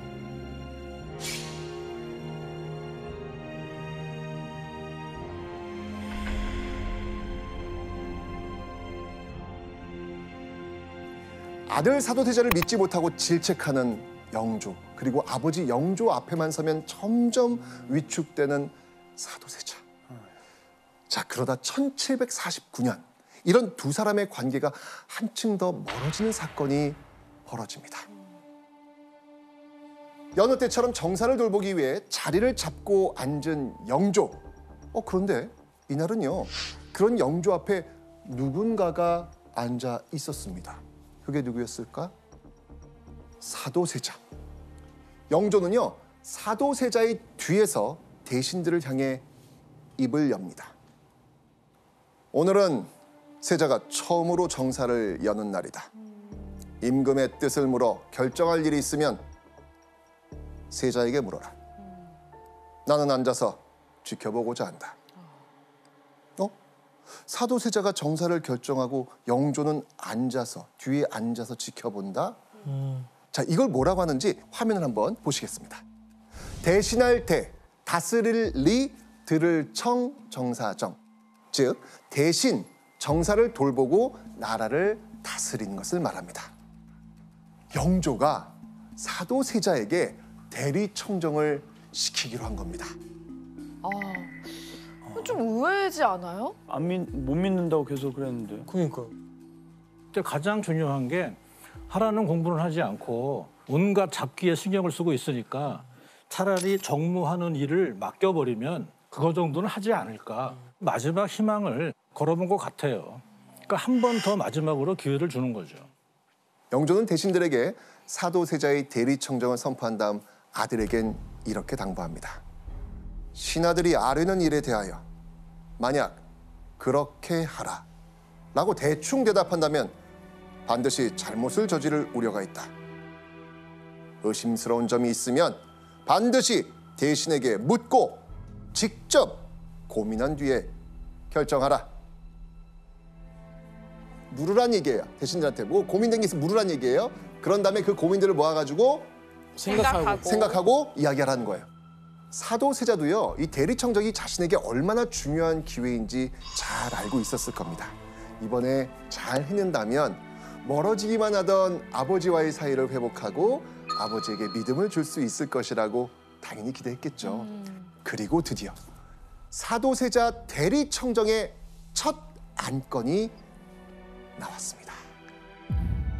바로요, 방어기지를 옮기는 군사 문제였습니다. 자, 지도를 한번 보겠습니다. 자, 지금 한반도 지도가 지금 나왔는데, 자, 신하들이 이런 이야기를 합니다. 성진에 위치한 방어기지를 다시 길주에 옮기는 것이 좋겠습니다. 성진 땅에 방어기지가 있었는데 그걸 그 위쪽 길주로 옮기자는 의견이었죠. 아버지 영조가 지켜보고 있는 가운데 나온 첫 번째 안건. 좀 항상 처음은 떨리잖아. 떨리죠. 그죠, 떨리잖아. 뒤에 계신데. 아버지 지금 뒤에 계시거든요. 사도세자가 잘 따릅니다. 바로 판단하지 않고 대신들에게 질문을 하나 던집니다. 질문하고 이거에 대한 나온 얘기를 자기가 귀에 담고 다시 생각하고. 맞습니다. 그렇게 사도세자는 아버지가 시킨 대로 우려되는 부분을 물은 뒤 판단한 겁니다. 그런데 그때 사도세자 뒤에서 영조의 뜻밖의 말이 들려옵니다. 내 말이 비록 옳긴 하지만 방어기지를 성진으로 옮긴 것은 나의 결정인데 길주로 다시 옮기는 것은 경솔하지 않느냐. 먼저 대신들에게 물어보고 또 나에게도 상의한 후에 시행하는 것이 옳다. 이거 아버지인 자신에게 물어보지 않은 채 실행했다는 이유로 영조가 사도세자의 결정에 반대한 겁니다. 민망하네요. 나 정말 잘하고 싶었는데 이렇게 공개 망신을 지금 주어버린 거잖아요. 이때 사도세자의 표정이 어땠을까요? 관리가 안 됐을 것 같아요. 표정 관리 같은 거 있잖아요. 사람들도 있고 되게 민망했을 것 같아요. 그런데 여기서 끝난 게 아니에요. 첫 안건을 처리하다 질책받은 그 다음 날 영조는 다시 사도세자에게 이렇게 말합니다. 너는 안락한 데서 태어나서 안락하게 자라났다. 대리청정한 후에 만약 의심스럽고 어려운 일이 있으면 반드시 나에게 물어 시행하라. 역경을 헤쳐온 자신과 다르게 고생하지 않고 자라난 아들에 대한 걱정일 수도 있고 불신일 수도 있습니다. 어쨌든 결국 아버지인 자신에게 반드시 허락을 받으라는 얘기였습니다. 저는 일단 답답할 것 같아요. 그러니까 앞으로에 대해서 답답하고 내가 무슨 말을 해도 어쨌든 간에 결과가 이렇게 정해져 있는 느낌이어서 요즘에 많이 쓰는 말 있잖아요. 뭐래요? 꼰대. 내가 이렇게 했으니까 막 그런 말들. 옛날에는 얼마나 힘들었는지 아냐. 숨이 꽉 막힐 것 꽉 같아요. 막힐 것 그러니까 이게 딱 꽉 막힐 것 같아요. 사도세자는 이후 영조가 자리에 있을 때든 없을 때든 결정의 순간이면요 늘 이렇게 말할 수밖에 없었습니다. 대조께 아뢰어서 결정하겠소. 안쓰럽다. 심지어 대리청정하는 자리에 영조가 없을 때마저 사도세자는 자신의 뜻을 펴지 못하고 아버지를 찾아댄 겁니다. 교수님, 아니 영조는 그 대리청정을 시켜놓고 도대체 왜 이렇게 괴롭히는 거예요? 영조는 굉장히 완벽주의자예요. 맞아. 지금 말씀 많이 하셨듯이. 근데 이제 자기의 또 컴플렉스도 있고 이거를 이제 사도세자가 완전히 깔끔하게 해결해 주기를 바라는데 자꾸 시원치 않으니까 그냥 영조 자신도 자기 마음을 컨트롤을 못하고 하나하나 마음에 안 드는 것이죠. 아버지 눈치를 볼 수밖에 없던 아들 사도세자. 그런 아들을 끝끝내 믿지 못한 아버지 영조. 이때 당시 영조가 아들을 어떻게 대했는지 정말 충격적인 기록이 있습니다. 보시죠. 심지어 백성이 춥고 배고프거나 가뭄이 들거나 천재지변이 있어도 꾸중하셨다. 소조의 덕이 없어서 그렇다. 그러므로 소조께서는 날이 흐리거나 겨울에 천둥이 치면 또 무슨 꾸중이나 나실까 근심하시고 염려하여 일마다 두렵고 겁을 내셨다. 그러니까 영조가 천재지변 같은 하늘의 뜻까지도 모두 사도세자의 탓을 하며 혼내고 있는 겁니다. 천둥 치면 바로 세자는 생각을 하는 거예요. 나 내일 또 불려가서 혼나겠구나. 불쌍해. 너무하네요. 피말리는 대리청정 기간 동안 사도세자의 마음에는 무언가가 차곡차곡 쌓이고 있었겠죠.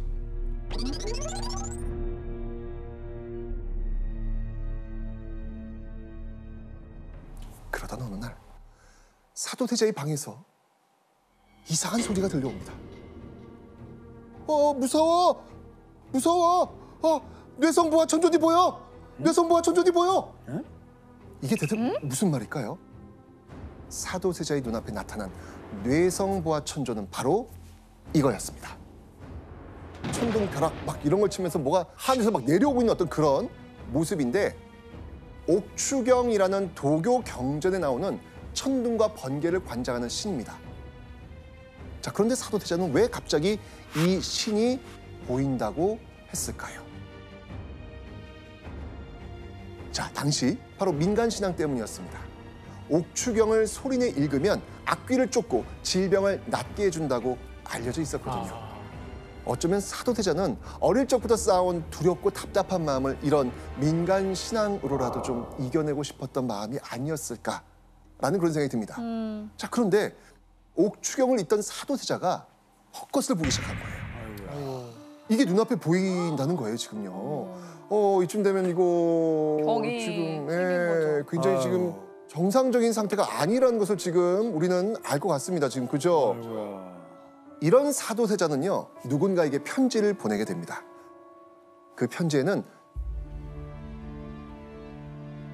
나는 원래 남모르는 울화의 증세가 있는 데다 지금 또 더위를 먹은 가운데 임금을 모시고 나오니 긴장돼서 열은 높고 울증은 극도로 달해 답답하기가 미칠 듯합니다.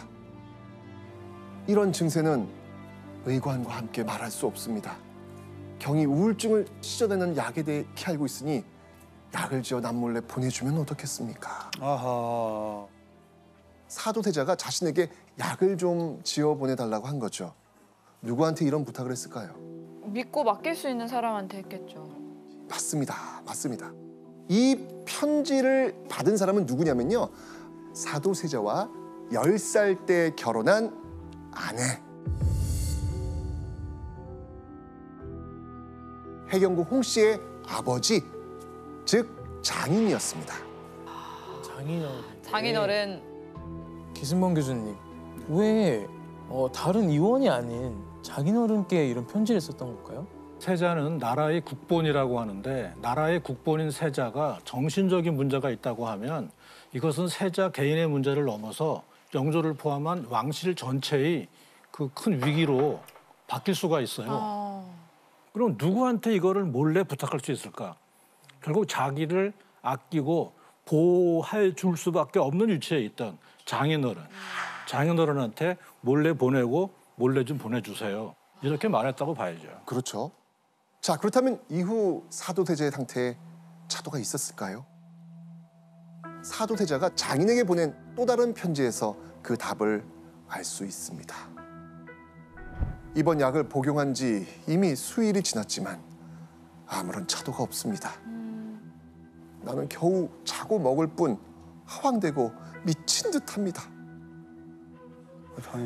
약을 먹어도 이 마음의 병이 전혀 해결되지 않았다는 것입니다. 그리고 이 사도세자가 쓴 편지처럼 사도세자의 증상은 점점 심각해져 갑니다. 아유, 어떡하냐. 자, 이 병이 깊어지는데 정상적 생활 할 수 있을까요? 못하죠. 어렵죠. 사도세자는요, 병이 깊어갈수록 점점 아버지 영조에게 문안도 가지 않게 됩니다. 두 부자가 점점 더 멀어지던 어느 날 영조의 호통 소리가 들려옵니다. 술 들인 이를 찾아내라! 화가 잔뜩 난 영조의 앞에는요, 주눅 들어있는 사도세자가 서 있었습니다. 그런데 그의 몰골이 말이 아니었어요. 세수도 안 하고 의복도 단정치 못한 그런 모습이었습니다. 자, 그들은 왜 이런 모습으로 마주하고 있었을까요? 이날은요, 신하들과의 경연을 마친 영조가 평소와 다른 발걸음을 했습니다. 아들이 공부를 잘하고 있는지 사도세자가 공부하던 낙선당이란 곳을 아버지 영조가 직접 찾아온 거예요. 사도세자 입장에선 너무나 갑작스럽고 당황스러운 상황이었죠. 사도세자는 어떤 대비도 하지 못한 채 아버지 영조를 맞이했고, 영조는 준비되지 않은 사도세자의 엉망인 모습을 이 술에 취해가지고 몰골이 엉망이라고 생각을 했던 겁니다. 당시 조선에 기근이 들어서 백성 먹을 곡식이 부족한 상태라서 이 곡식을 낭비하지 않도록 영조가 금주령을 내렸던 시기였거든요. 그래서 영조는 너 술 마셨느냐? 감히 내가 왕의 명령을 어겨? 라고 하면서 또 불같이 화를 낸 겁니다. 그런데 아니었습니다. 기록에 따르면요, 사도세자는 사실 술을 잘 마시지 못하는 사람이었습니다. 마시지도 않은 술을 마셨다고 지금 아버지한테 다짜고짜 혼나는 그 억울한 상황이 지금 벌어진 거예요. 굉장히 익숙해, 이런 상황. 자, 이런 상황이면 여러분 어떻게 하시겠어요? 안 마셨어요. 취한 것 같은데요? 네, 이놈! 이 취했구나, 이거! 내가 안 마시고 저렇게 마시고 있는데 왜 자꾸 하냐. 자, 이때 사도세자 이렇게 이야기합니다. 네, 마셨습니다. 안 마셨는데. 아이고. 아버지 말이 맞다고 그냥 인정해버립니다. 이 모습을 지켜보고 있었던 한 상궁이 나서서 말합니다. 술을 드셨다는 말씀이 원통하니 술 냄새 나는지 한번 맡아보십시오. 맞아. 보다 못한 상궁이 나서서 대신 영조에게 변명을 해준 겁니다. 오히려 아버지 영조에게 감히 변명했다면서 상궁에게 화를 냈습니다. 아이고. 근데 나 이러다 화병 날 것 같아. 이미 화병 났어요. 감정을 지금 발산을 못 하고 있는 거잖아요, 지금. 정말 이때 나온 이 영조의 반응을 보면 내가 사도세자라면 나 여기서 못 살아요. 안 듣고 싶어. 이렇게 얘기합니다. 네. 영조는 네가 내 앞에서 상궁을 꾸짖다니. 뭐야? 어른 앞에서는 개나 말도 꾸짖지 못하는데 너는 어찌하여 그래야 하느냐? 또 혼내는 거예요.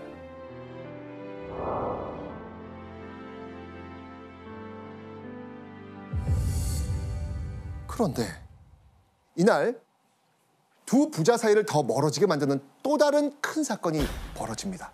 사도세자 때문에 궁궐에 불이 난 거예요. 불이 났어. 왜 또 불이 났을까? 사도세자가 실수로 촛대를 쓰러뜨렸는데 물건에 불이 옮겨 붙으면서 결국 세자궁에 화재가 일어난 거예요.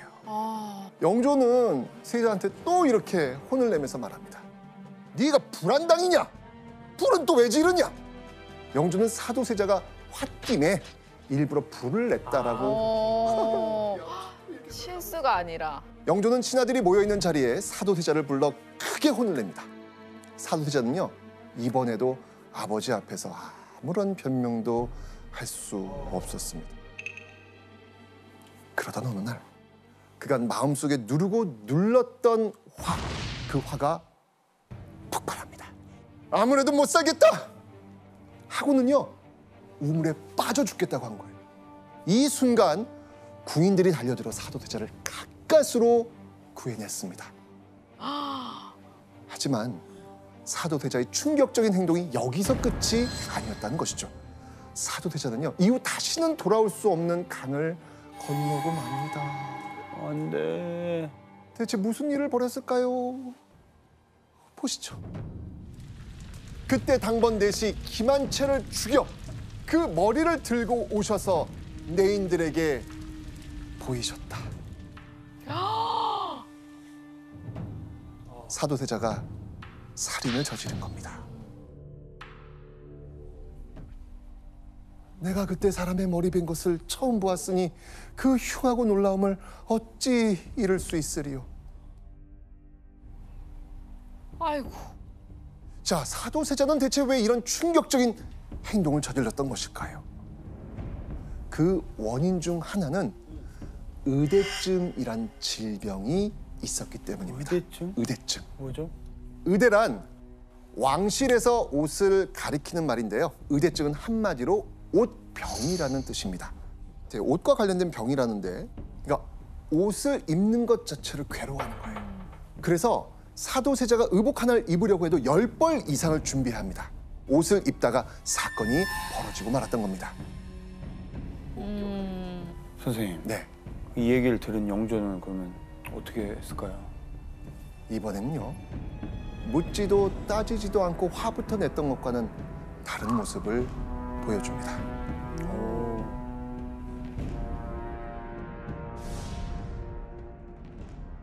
영조가 사도세자에게 차분히 물어봅니다. 왜 사람을 죽인 것이냐? 아버지 질문에 사도세자는 충격적인 대답을 합니다. 아이고. 마음속에서 화가 올라오면 견디지 못해서 사람을 죽이거나 이 닭 같은 짐승을 죽이거나 해야 제 마음이 풀립니다. 영조는 다시 한번 묻습니다. 어찌하여 그리하느냐? 마음이 상하여 그리합니다. 부왕께서 사랑하지 않으시기에 서럽고 꾸중하시기에 무서워 화가 되어 그러합니다.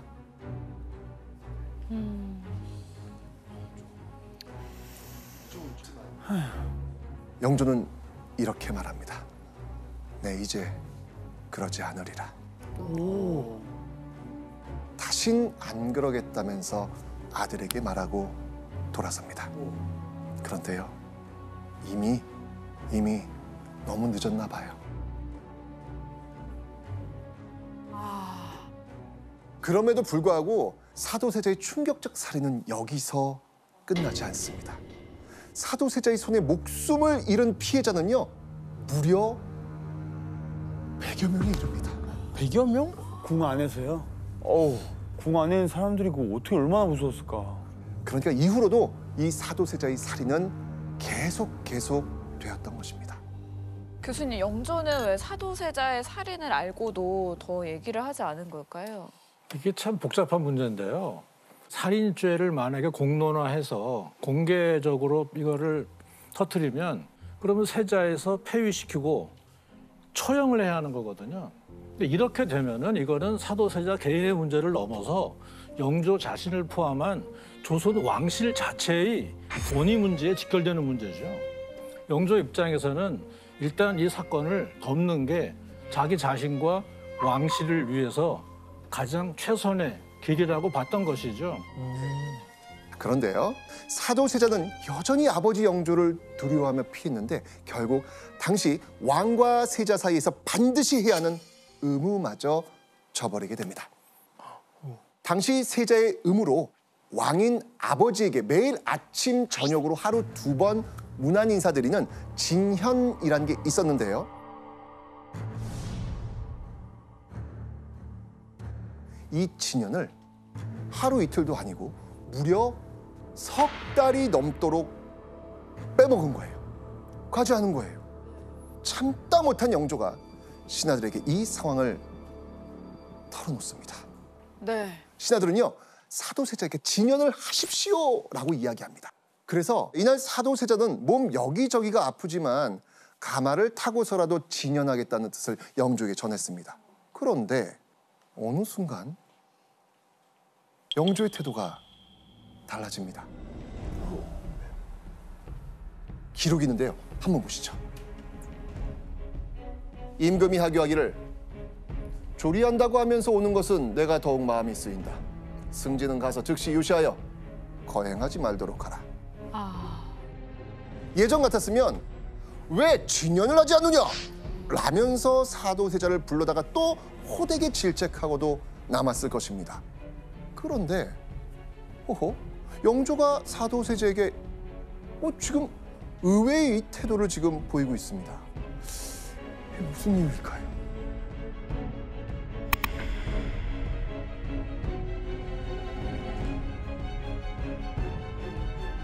무언가를 기대하지 않는 상태인 것 같아요. 포기하면은 마음이 편해지거든요. 그런데 왕위를 이어야 되는데. 근데 궁 안에서 그렇게 100명이나 죽였는데 과연 왕위를 이렇게 줄까? 머릿속으로 다른 생각을 벌써 할 것 같은데요. 정확히 맞습니다.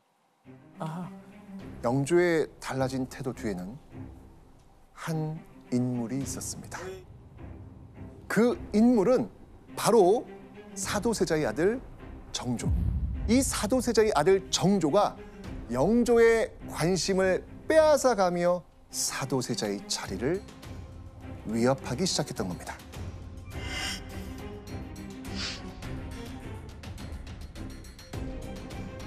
사도세자와 해경궁 홍씨 사이에서 태어난 아들 정조는요, 무럭무럭 자라나 이 무렵 어느덧 10살이 되었습니다. 영조는 자신이 바람하지 않던 완벽한 자질을 갖춘 손자 정조를 가르치는 재미에 이 당시에 푹 빠져 있었습니다. 신하가 많아야 좋은 정치를 행할 수 있는 것이냐? 신하가 적어도 임금이 훌륭하면 할 수 있사옵니다. 어진이를 불러오는 게 쉽겠느냐? 임금이 몸소 덕을 베풀면서 부르면 쉬울 것이옵니다. 이제 막 10살이 된 정조가 유교 군주로서의 덕목을 막힘없이 대답하는 겁니다. 아까 사도세자 어렸을 때 그 모습을 다시 되찾으면서 데자뷰인데요, 데자뷰. 그림이 그려지시죠? 이런 말을 합니다. 지금 새손을 보니 진실로 성취한 효과가 있다. 한없이 많은 일 가운데 이보다 나은 것은 없으니 300년의 명맥이 오직 새손에게 달려있다. 그런데 지금 사도세자 있는데 조선의 명맥이 그의 아들 정조에게 있다? 바로 또 이렇게 바로 찍네 또 이게. 드디어 이제 영조의 가장 고민이었던 대안이 나왔다는 것이죠. 그러니까 이제는 진연을 가지 않아도 영조는 관심이 없어요. 이제는 애증에서 증조차 사라져버린 겁니다. 넌 이제 버릴 카드야. 그런 결심으로 말한 걸로 볼 수 있죠. 뭘 해도 못마땅한 아들 사도세자보다는 이렇게 영특한 손자 정조에게 나라를 물려주는 게 낫지 않을까 이런 생각을 할 수도 있습니다. 그러면 사도세자가 지금 영조, 그러니까 아버지가 이렇게 생각하는 거를 알고 있었나요? 사도세자는요 어느 정도 직감하고 있었던 것 같습니다. 이 같은 해 사도세자는요 아내 해경궁씨에게 이렇게 말합니다. 아마도 무사하지 못할 듯하니 어찌하면 좋을꼬. 이 새손을 귀하게 여기시니 날 없앤다고 상관이 있겠는가. 그런데 이런 걱정을 하면서 또 사도세자는 기행을 멈추지 못합니다. 그리고 돌이킬 수 없는 사건이 결국 벌어지고 맙니다. 아이고.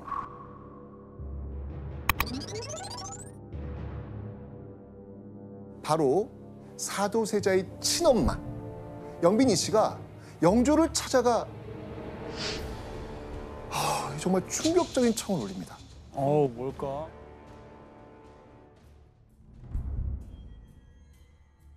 소인이 차마 이 말씀은 모자지간의 도리로 모아 못할 일이지만 옥체를 보호하고 새손을 건져 종사를 평안히 하는 일이 옳으니 대처분을 하소서.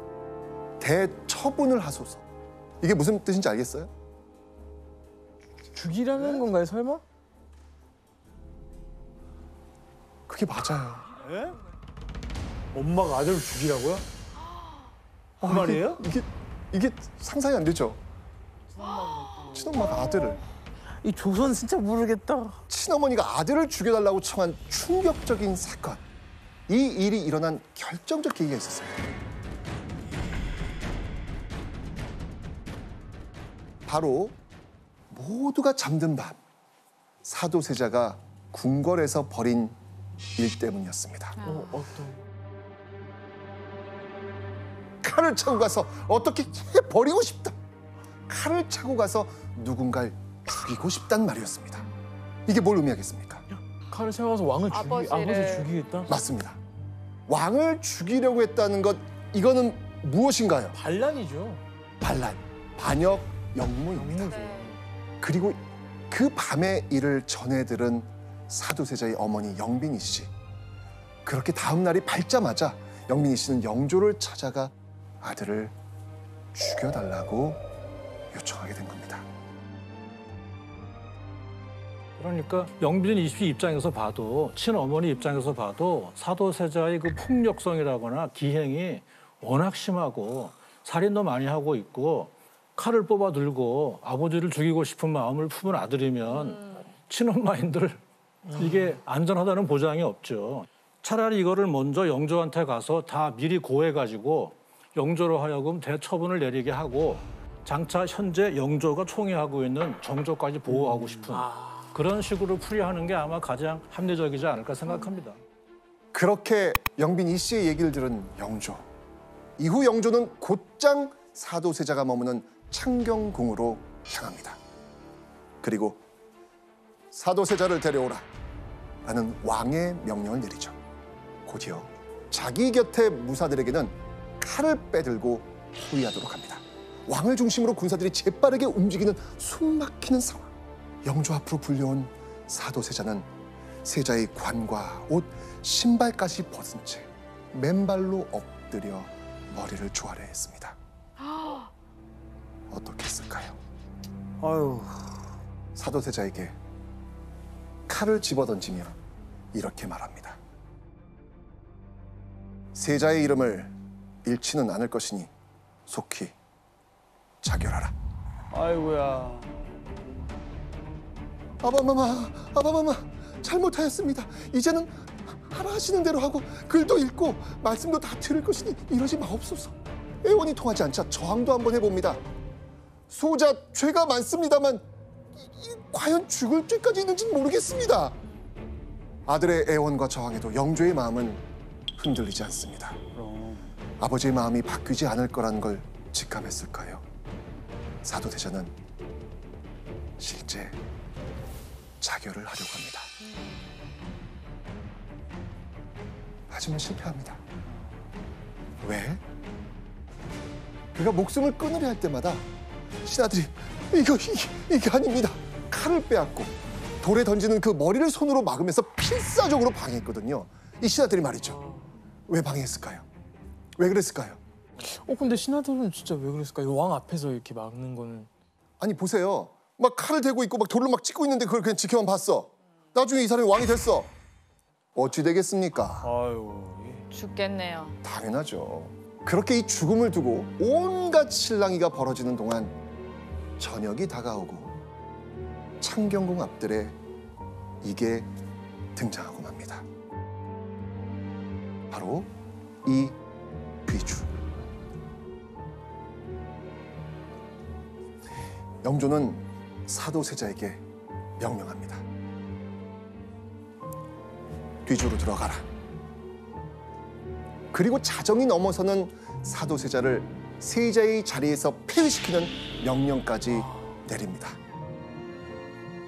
아니 근데 이 뒤주 보세요. 이게 보기만 해도 답답하지 않습니까? 네, 숨 막힐 것 같아요. 이거 완전히 이게 사실 이렇게 밀폐 공간에 들어가면 그거 엄청난 공포거든요. 결국 이 안에 들어가 있던 사도세자는 뒤주 뚜껑을 발로 빡 차고 뛰쳐나옵니다. 다시 세자를 잡아서 뒤주에 들어가게 하고 직접 뒤주를 밧줄로 꽁꽁 묶은 다음 무거운 풀더미로 위를 덮어버립니다. 뒤주 안에 들어가는 이 공간들, 빛의 공간들까지도 차단시켜버린 거예요. 와. 그렇게 8일째 되는 날, 또 하나의 왕명이 떨어집니다. 영조가 뒤주에 구멍을 뚫고 안을 살펴보라고 한 겁니다. 사도세자가 실제로 죽었는지 확인하라는 거였습니다. 자, 그래서 구멍을 좀 이렇게 뚫고 한번 지켜본 거예요. 어떤지. 이 구멍으로 살펴본 세자는 아무 움직임이 없었습니다. 그러자 영조는 또 다른 명을 내립니다. 다시 더 크게 구멍을 뚫어 손을 넣어 만져보라.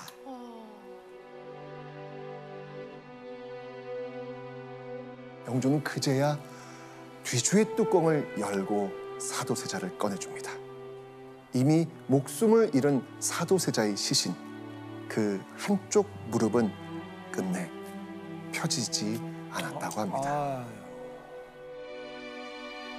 교수님, 영조는 왜 뒤주에 가두는 방법으로 사도세자를 죽인 걸까요? 사도세자 묘지 있잖아요. 네. 그 우리가 아까 봤던 그 문장 바로 앞에 있는 문장이 무슨 뜻이냐면은 자고로 옛날부터 무도한 군주가 한두 명이겠느냐. 그렇지만 세자 때부터 그렇게 무도한 경우는 나는 들어본 적이 없다. 그러니까 사도세자를 없애야 되는데 처벌을 해버리고 사형을 시켜버리면 죄인이기 때문에 연좌법에 걸려서 아버지가 죄인인데 그 자식이 어떻게 왕위에 앉을 수 있느냐 이런 반대가 많이 나올 수가 있거든요. 그러니까 좀 비장해 보이긴 하지만 어떻게 보면은 정조를 보호하기 위해서는 사도세자를 공식적인 죄인으로 처형을 하면 안 되는 상황.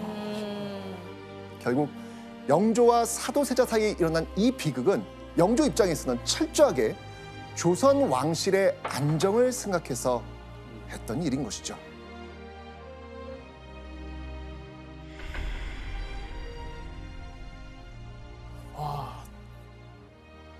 자, 그렇게 아들 사도세자가 죽은 후 영조는 죽은 아들의 신분을 세자로 곧바로 회복해 줍니다. 그리고 생각할 사, 슬퍼할 도, 생각하니 슬프다. 슬픔을 잊지 못하고 생각에 잠긴다. 이렇게 해석되는 사도라는 시호를 내리게 된 겁니다. 뭐 그의 죽음에는 다양한 해석의 여지가 있지만 이것만큼은 확실합니다. 정치적 이해관계로 돌아가는 왕실에서 영조와 사도세자를 평범한 부자 관계 속에서만 바라본다면 그의 죽음은 계속해서 이건 미스터리일 수밖에 없는 거예요.